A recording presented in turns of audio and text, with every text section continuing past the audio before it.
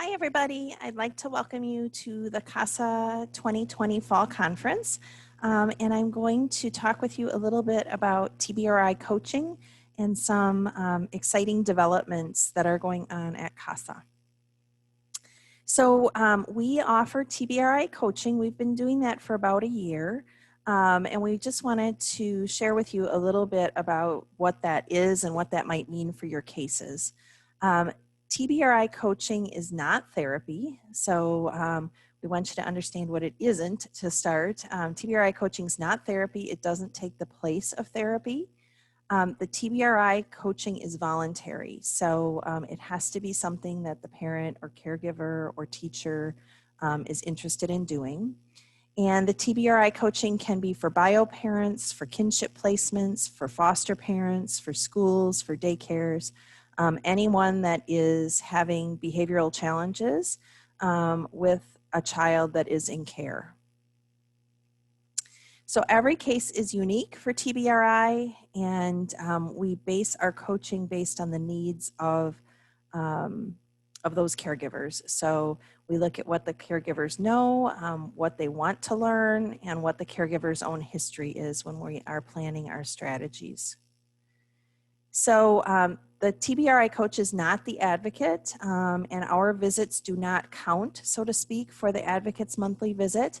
The TBRI coach is separate from the advocate as far as visits and how those visits are counted.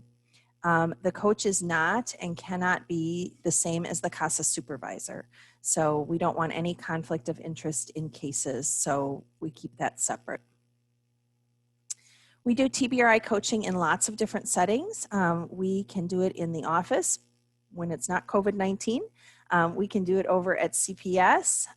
We can do it in the placement or in the bio parent's home. And I'm going to tell you a little bit later about our new TBRI coaching room at the CASA office.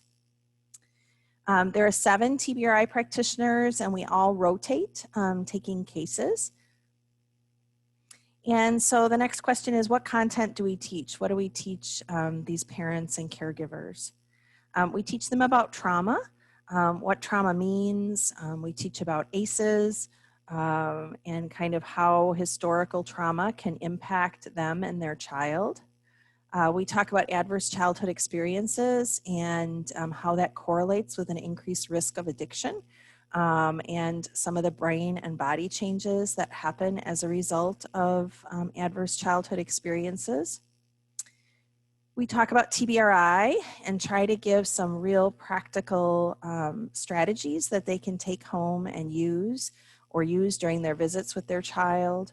And those really are customized to what's going on with the child and the caregiver and the setting that we're talking about. There is a TBRI coaching referral form, and that is your supervisor has those. And if you have a case that you think might be a good fit for TBRI coaching, please talk with your CASA supervisor. If they agree, they'll give you the coaching referral form to complete, and then they will submit it, and we will, there's an evaluation process that we go through to make sure that we think that TBRI coaching is effective and that it is a good fit for your case. And then we have some very exciting news. We have a TBRI Connection Corner. So although our office hasn't been open, we have been very excited to be working on a new room for you and for our kids and our families. The room is going to be used for TBRI coaching.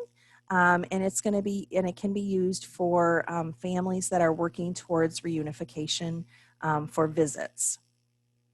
So this is what it looks like. We're extremely grateful to the Junior League of the Woodlands and to Mr. and Mrs. Ralph Alexander for the funds to do this room.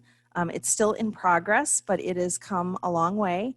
And we're really excited once COVID is gone to be able to get parents and kids in here and start giving parents and caregivers some new tools in their toolbox for working with kids.